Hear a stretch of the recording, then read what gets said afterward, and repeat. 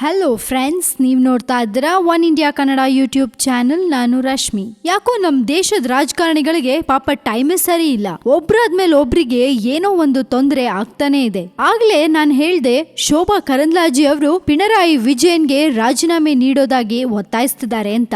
ಆದ್ರೆ ಈಗ ಪಿಣರಾಯಿ ತಲೆಗೆ 1 ಕೋಟಿ ಬಹುಮಾನ ಘೋಷಿಸಿದ ಒಬ್ಬ ಭೂಪ ಇದ್ದಾನೆ. ಆ RSS ನಾಯಕ ಯಾರು ಅಂತ ತಿಳ್ಕೋಬೇಕಲ್ಲ. ಬನ್ನಿ ಅದರ ಒಂದು ಸ್ಮಾಲ್ ಡೀಟೇಲ್ ಅನ್ನ ಹೇಳ್ತೀನಿ. ರಾಷ್ಟ್ರೀಯ ಸ್ವಯಂ ಸೇವಕ ಸಂಘದ ಪ್ರಚಾರಕರೊಬ್ರು ಪಿಣರಾಯಿ ತಲೆಗೆ 1 ಕೋಟಿ ಬಹುಮಾನ ನೀಡೋದಾಗಿ ಘೋಷಿಸಿದ್ದಾರೆ. ಮಧ್ಯಪ್ರದೇಶದ ಉಜ್ಜೈನ್ನ RSS ನಾಯಕ ಈ ವಿವಾದಾತ್ಮಕ ಹೇಳಿಕೆ ನೀಡಿದ್ದಾರೆ. ಕೇರಳದಲ್ಲಿ ನಡೆದಿರೋ RSS ನ ಎಲ್ಲರ ಕೊಲೆಗೂ ಪಿಣರಾಯಿ ವಿಜಯನ್ ಅವರೇ ಕಾರಣ. ಅವರ ತಲೆಗೆ ನನ್ನ ಆಸ್ತಿ ಮಾರಿಯಾದ್ರೂ 1 ಕೋಟಿ ಬಹುಮಾನ ನೀಡೋದಾಗಿ ಚಂದ್ರಾವತ್ ಹೇಳಿದ್ದಾರೆ. ಸಂಸತ್ ಸದಸ್ಯ ಚಿಂತಾಮಣಿ ಮಾಲ್ವಿಯಾ ಮತ್ತೆ ಶಾಸಕ ಮೋಹನ್ ಯಾದವ್ ಸಮ್ಮುಖದಲ್ಲೇ ಇಂಥದ್ದೊಂದು ವಿವಾದಾತ್ಮಕ ಹೇಳಿಕೆಯನ್ನ ಉಜ್ಜೈನ್ನ ಕಾರ್ಯಕ್ರಮವೊಂದಲ್ಲಿ ಕುಂದನ್ ಚಂದ್ರಾವತ್ ಹೇಳಿದ್ದಾರೆ. ಚಂದ್ರಾವತ್ ಹೇಳಿಕೆ ಭಾರಿ ವಿವಾದ ಸೃಷ್ಟಿಸಿದೆ. ಹೀಗಿದ್ದು ನನ್ನ ಹೇಳಿಕೆಗೆ ನಾನು ಬದ್ಧ ಎಂದ ಚಂದ್ರಾವತ್, ಇದು ನನ್ನ ವೈಯಕ್ತಿಕ ಅಭಿಪ್ರಾಯ.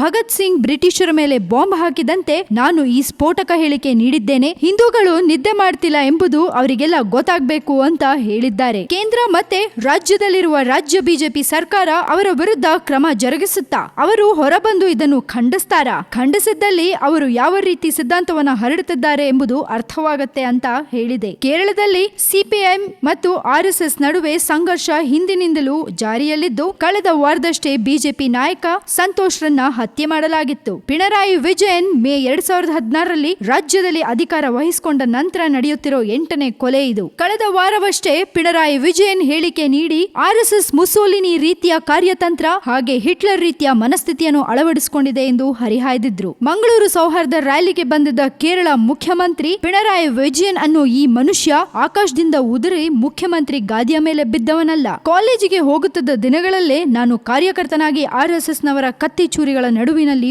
ಓಡಾಡ್ದವನು. ಆಗ್ಲೇ ನನಗೆ ಏನು ಮಾಡಲಾಗದವರು ಈಗ ತಾನೇ ಏನ್ ಮಾಡ್ತಾರೆ ಅಂತ ಪ್ರಶ್ನಿಸಿದ್ರು. ಒಟ್ಟು ಎಲ್ಲಾ ಸೇರ್ಕೊಂಡು ಪಿಣರಾಯಿ ವಿಜಯನ್ ಮೇಲೆ ಅಟ್ಯಾಕ್ ಮಾಡೋಕೆ ಹೊರಟಿದ್ದಾರೆ. ಪಿಣರಾಯಿ ವಿಜಯನ್ ನಿಜವಾಗ್ಲೂ ರಾಜೀನಾಮೆ ಕೊಡ್ತಾರಾ ಅಥವಾ ಅವ್ರ ಕತೆ ಏನಾಗತ್ತೆ ಅನ್ನೋದನ್ನ ಕಾದ್ ನೋಡ್ಬೇಕು. ನಿಜಕ್ಕೂ ಪಿಣರಾಯಿ ತಲೆಗೆ ಇಷ್ಟೊಂದು ಬೆಲೆ ಇದೆಯಾ?